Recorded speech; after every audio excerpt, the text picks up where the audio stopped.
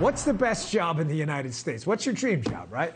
If you had the choice right now to snap them fingers, you could pick it right now. What's a job? Doctor, actor, professional athlete?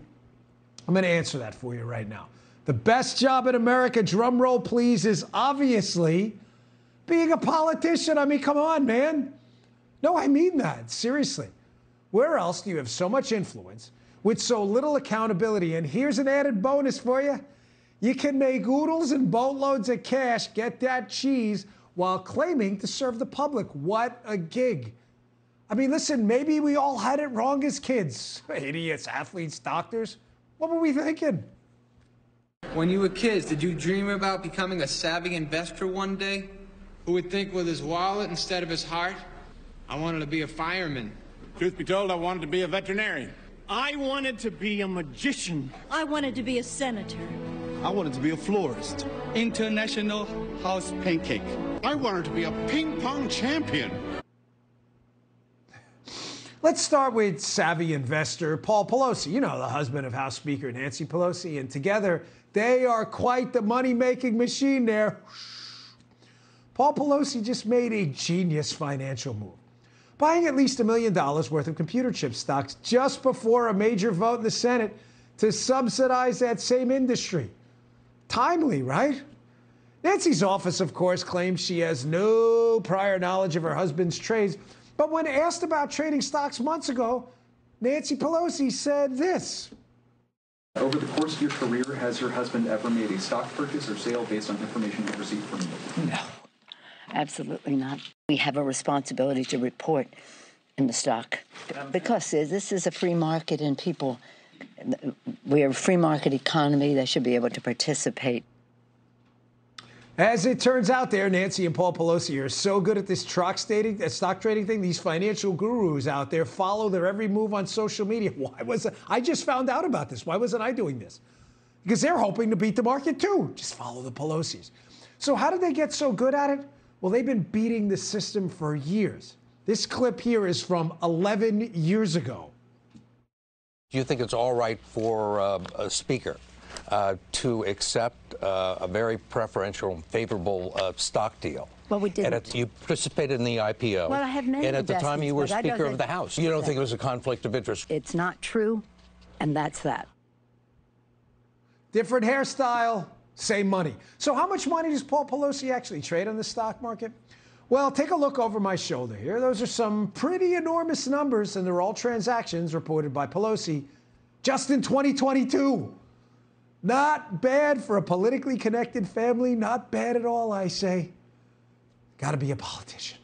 Folks, can we consider what would happen if I decided to run for Congress again, and let's say my business-savvy wife, Paula, decided to join forces with me and trade on the stock market like the Pelosis? You'd never hear the end of it. Speaking of politician privilege, because that's what it is, that same Paul Pelosi was charged with drunk driving just a few weeks ago. And he has a date with the judge in a few days, but no worries. I'm sure he'll just get a little slap on the wrist-a-roo there, just like the Pelosi stock trading habits. As we said, politics, best darn job in America, ain't it?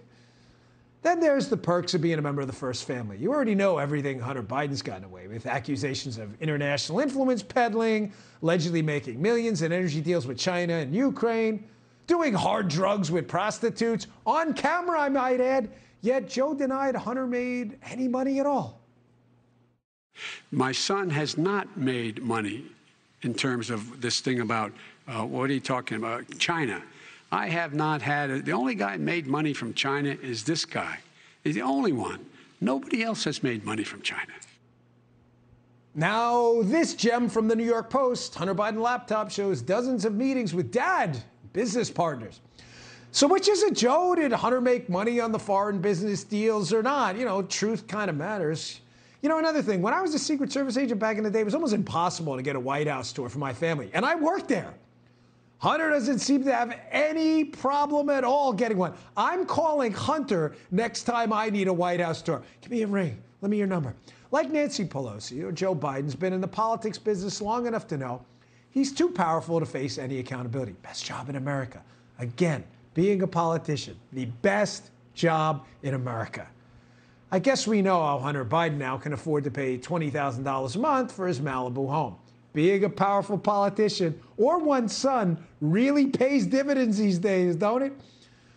Folks, we can't talk about politicians living large without public servant. I mean, let's scratch that one right there. I mean, public victim number one, our friend AOC. Remember, she used to be a bartender, just wanted to fight the oppressive, evil, capitalistic system or something.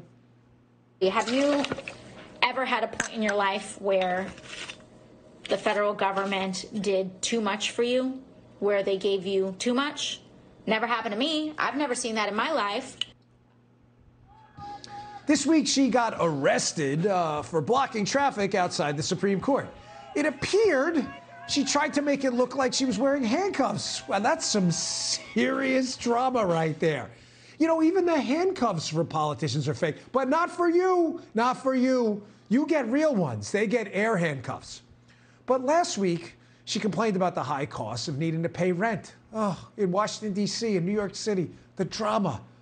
Because she's a congresswoman making only $174,000 a year with queen of drama, even threatened to get rid of the Tesla because of Elon Musk. I'm not sure how that worked out. And folks, don't get this twisted. It's not just Democrats who have political privilege. Remember during the 2017 shutdowns, New Jersey Governor Christie enjoying the public beaches? You know, public beaches you were banned from sitting on? You, the public, you couldn't get out there. You see, being a politician has its privileges. You even get to sun yourself. Then there's our old pal, Barack Obama, the crown jewel example of political privilege. He talked a big game against the elites when he was in office. Remember when he had this to say about making money? We're not trying to push financial reform because we begrudge success that's fairly earned. I mean, I do think at a certain point you've made enough money. Yeah, what's that point, Mr. Obama? Can we get a refresher on that? Can we get a comment?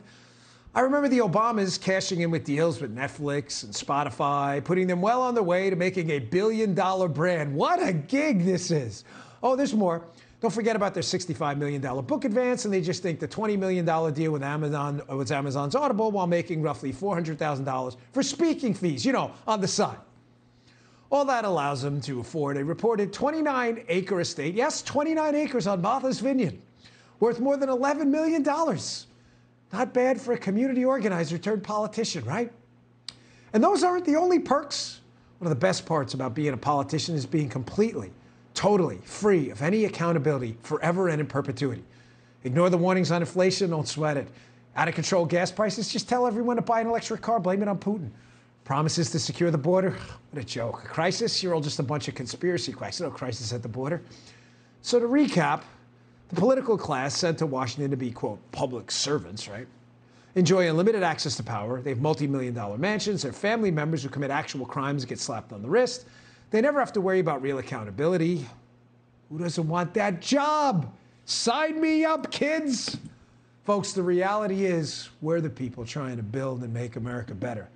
The politicians are the ones making empty promises, then leveraging their power to live like modern-day kings.